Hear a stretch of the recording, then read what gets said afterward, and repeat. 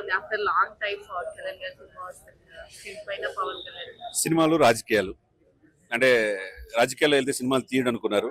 3 సినిమాలు వరుసగా ఉన్నాయి, మీకు చూసాం. ఈ రోజు రిలీజ్ అయింది. ఈ రోజు అంటే నిన్న ముందే రిలీజ్ అయింది. రాత్రి 9:30కి ఏఎంబీలో చూసా. మేమంతా ఫ్రెండ్స్ అంతా వెళ్ళి చూసాం. పవన్ కళ్యాణ్ గారు ఎప్పుడెప్పుడా స్క్రీన్ మీద చూసాం. అద్భుతమైన నటన, సంగీతం కావచ్చు, మన చరిత్రని మనకు తెలియజేయటం కావచ్చు, కానీ చాలా బాగా చేశాడు అనమాట. దీంతో పాటు నెక్స్ట్ ఆయన కొరియోగ్రాఫ్ చేసిన, ఆయన మార్షల్ ఆర్ట్స్ నిపుణుడు కాబట్టి చివరి 22 minutes next level goose bumps వస్తాయి అనమాట. అటువంటి చాలా చక్కని సినిమాని, మనం చూడని చరిత్రని హరిహర వీరముల ద్వారా చూపించినందుకు చాలా గర్వపడుతున్నాం. సాటిస్ఫాక్షన్ లేదు, రాత్రంతా చూసాం, ఇంకొకసారి చూడాలి, ఈ జనంలో ఐమాక్స్ లో చూస్తేనే ఆ ఇది తన ఉద్దేశంతో ఇప్పుడు మళ్ళీ ఫ్రెండ్స్ తో పాటు వచ్చాము. అంటే బాయ్కాట్ హరిహర వీరమల్లు అని YCP some so call candidates సినిమాని డౌన్ చేయడానికి చూస్తున్నారు. సో దానిపైన మీ ఒపీనియన్ ఏమంటారు? మెగా ఫ్యామిలీ అంటేనే వాళ్ళకి గిట్టదు. మొదటి నుంచి ఆ సినిమా రిలీజ్ కాకముందే నెగిటివ్ ట్రోల్స్ వాళ్ళు చేస్తారు. కానీ అదృష్టం ఏంటంటే అంబటి రాంబాబు లాంటి వైసీపీ కీలక నేత ఈ సినిమా సూపర్ డూపర్ హిట్ అవ్వాలని ట్వీట్ చేశాడు. మరి అటువంటి వ్యక్తులు ఈ సినిమా బాగుండాలి. ఏమంటే జగన్మోహన్ రెడ్డి గారు, జగన్ నిన్ను అధపాతాలను తొక్కపోతే నా పేరు పవన్ కళ్యాణ్ కాదు, నా పార్టీ జనసేన కాదు అని చెప్పి చేశాడు ఇక్కడ. మళ్ళీ హరిహర వీరమల్లో నేను రాకూడదు అనుకుంటున్నారు కొంతమంది, నేను రావాలని మొక్కుంటున్నారు, వీరమల్లు చెప్తే వినాలి అంటున్నాడు. వినేటట్టు చేశాడు ఈ సినిమాలో. కాబట్టి వాళ్ళకి ఏదో నేను కుంటోడు, నేను లెగిస్తే మనిషిని కాదంటాడు. మామూలుగా డైలాగ్ చెప్పాలంటే అతను వైసీపీ లెగిసే పరిస్థితి లేదు, మళ్ళీ వచ్చే పరిస్థితి లేదు. పవన్ కళ్యాణ్ గారు రాజకీయాల్లో ఉన్నంత వరకు జగన్మోహన్ రెడ్డి గారు సీఎం కాడు. 151 నుంచి 11 పరిమితం అయిపోయింది. ఆ 11 మంది కూడా ఎంతమంది ఉంటారో లేకపోతే తెలియదు. కాబట్టి ఇక వైసీపీ ఇక అధికారం కోల్పోయి ఆ ప్రెస్టేషన్ లో మాట్లాడుతుంది తప్పితే దాన్ని బాయ్కాట్ చేసినంత మాత్రాన జనం చూడకుండా ఎవరు ఉండరు కదా. దాన్ని బెదిరించడానికి కాదు కదా, రాజకీయం కాదు కదా, ప్రజాస్వామ్యం అండి, అంతే కదండి. ఇంకోటి ఏంటంటే ఆల్మోస్ట్ ఇప్పుడు ఉస్తాద్ భగత్ సింగ్ ఓజీ తర్వాత నేను సినిమాలు ఆపేస్తాను అన్నట్టు కంటిన్యూగా మొన్న వచ్చిన ఇంటర్వ్యూస్లలో దాంట్లో పవన్ కళ్యాణ్ గారు చెప్పడం జరిగింది. సో దానిపైన మీరు ఒపీనియన్ ఏమంటారు? నిజంగా ఆయన సినిమాలు ఏమన్నా ఆపేసి ఆలోచనలో ఉన్నారా? అంటే సినిమాలు ఆపేసినా ఆయన నిర్మాతగా సినిమాలు తీస్తాడు. వాళ్ళ కొడుకుని నెక్స్ట్ అకిరానందన్ వారసుడిగా తీసుకొస్తాడు. నెక్స్ట్ జనరేషన్ మెగాస్టార్ అనేది వృక్షం కింద వీళ్ళంతా పెరిగిన వాళ్ళు. 8 మంది హీరోలు. ఏ ఫ్యామిలీకి లేని ఇది క్రెడిట్ ఉంది. కష్టాలు తెలుసు, విలువలు తెలుసు, ఎలా బతకాలో తెలుసు, సామాజిక సేవ ఎలా చేయాలో తెలుసు మెగా ఫ్యామిలీకి. కాబట్టి నెక్స్ట్ అకిరానందన్ చూసుకుంటాడు. ఈయన రాజకీయాలు చాలా చేయాల్సి ఉంది. నాట్ ఓన్లీ ఉభయ రాష్ట్రాలే కాదు, దేశవ్యాప్తంగా మోదీ గారు ఈయన పవన్ గారు తుఫాన్ అంటున్నాడంటే ఈ ఆంధీ అనేది బాబిడియోల్ ఆంధీ వస్తుందని చెప్పేసి చివరిలో విలన్ అంటాడు. నేను రాత్రి చూసిందని నెక్స్ట్ లెవెల్ ఉంటుంది అనమాట. కాబట్టి ఇతను ఈ ఉభయ రాష్ట్రాల యొక్క పీస్ కాదు, ఇతను నేషనల్ పొలిటికల్ స్టార్. ఈ దేశాన్ని రక్షించాలంటే పవన్ కళ్యాణ్ లాంటి నాయకుడు కావాలి. కాబట్టి రాజకీయాలు బిజీ ఉంటారు. కాబట్టి ఈ సినిమా నెక్స్ట్ సెప్టెంబర్ లో ఓజీ, ఆ తర్వాత ఉస్తాదు, ఆ తర్వాత నెక్స్ట్ అకిరానందన్ చూసుకుంటాడు. కాబట్టి ఆయన చేయకపోయినంత మాత్రాన ఆయన యొక్క స్వాగ్ అనేది డెఫినెట్ గా కనపడుతుంది.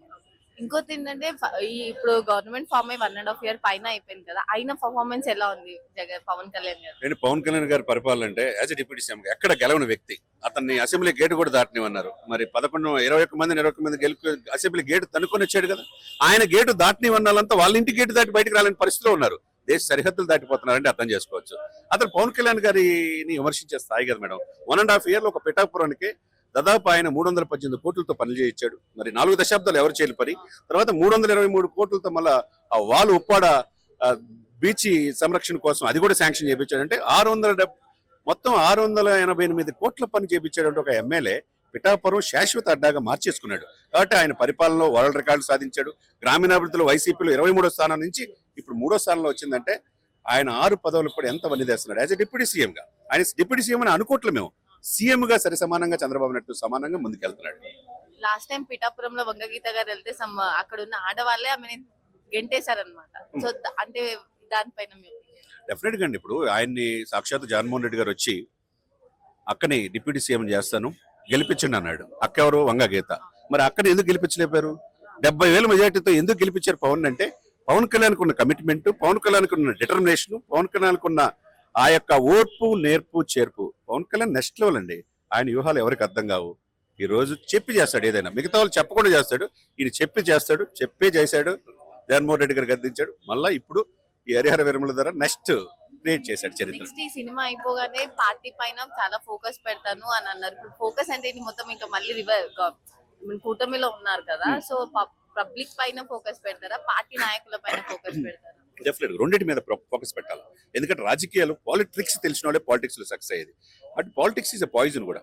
అదే సమయంలో రాజకీయాల దశాబ్దం పైన ఆయన పోరాడి అన్ని నేర్చుకున్నాడు. కాబట్టి 21 సీట్లకి ఎప్పుడు ఉండడు. రేపేమో అన్ని స్థానాలు పోటీ చేయొచ్చేమో. ఆయన ముఖ్యమంత్రి కావాలని జనసేన కోరుకుంటున్నారు. ఇప్పుడు 2014 చంద్రబాబు నాయుడు అనుభవం వ్యక్తి ముఖ్యమంత్రి చేశాడు. ఆయన 2024లో కూడా మొన్న ఎలక్షన్ లో కూడా చేశాడు. మరి 14 అంటే ఉండదు కదా. ఆయన ముఖ్యమంత్రి అవ్వాలని కోరిక ఉంటది కదా. కాబట్టి ఆ పార్టీని గ్రాస్ రూట్ లెవెల్ తీసుకెళ్లాలా. ఎవరైతే భుజాలు అరిగేలాగా జెండాలు పట్టుకున్నాలని వాళ్ళని కాపాడుకోవాలా. స్ట్రక్చర్ ఏర్పరచుకుని అన్ని జిల్లాల అధ్యక్షులు చేయాలా. ఎక్కడ చిన్న డిస్టర్బెన్స్ జరిగినా గానీ సరి సమానంగా పార్టీని బతికించుకోవాల్సిన బాధ్యత అధ్యక్షుడిగా పవన్ కళ్యాణ్ గారి మీద ఉంటుంది. ఆబ్వియస్లీ ఇప్పుడు పార్టీలో టీడీపీ వాళ్ళకి కానీ జనసేన కార్యకర్తల మధ్యలో వార్ జరుగుతుంది. కోల్డ్ వార్ అనేది చాలా ఇప్పుడు అది చాలా మితిమీరిపోయిందని అంటున్నారు. దాన్ని కంట్రోల్ చేయగలుగుతారా? ఏం మితిమీర లేదండి. ఇక్కడ పార్టీ లేని తర్వాత అన్నదమ్ములే ఇద్దరు సరి ఇంట్లో ఫ్యామిలీలో ఒకళ్ళు ఒక రకంగా ఉండరు. ఇది 4.5 దశాబ్దంలో ఉన్న పార్టీ చంద్రబాబు నాయుడు గారు, పోరాట పట్టిమున్నది పవన్ కళ్యాణ్ గారు. ఈ రెండు కలిసి వచ్చారు. ఈ రెండు కలవకూడదని వైసీపీ ప్రయత్నం చేసింది. కానీ అది జరిగిందా? కాబట్టి రాబోయే 15 సంవత్సరాలు మేమే ఉంటామంటున్నారు. వీరు రఫా గొంతుకులు కోచుకుంటాం అంటున్నారు. వీళ్ళు నేనున్నగా నేను రానినని పవన్ అంటున్నాడు. కాబట్టి క్లారిటీ వీళ్ళిద్దరికి ఉంది. కాబట్టి చంద్రబాబు నాయుడు గారి పవన్ కళ్యాణ్ గారికి వీళ్ళని మార్చే ఇది వైసీపీకి ప్రస్తుతానికి లేదు.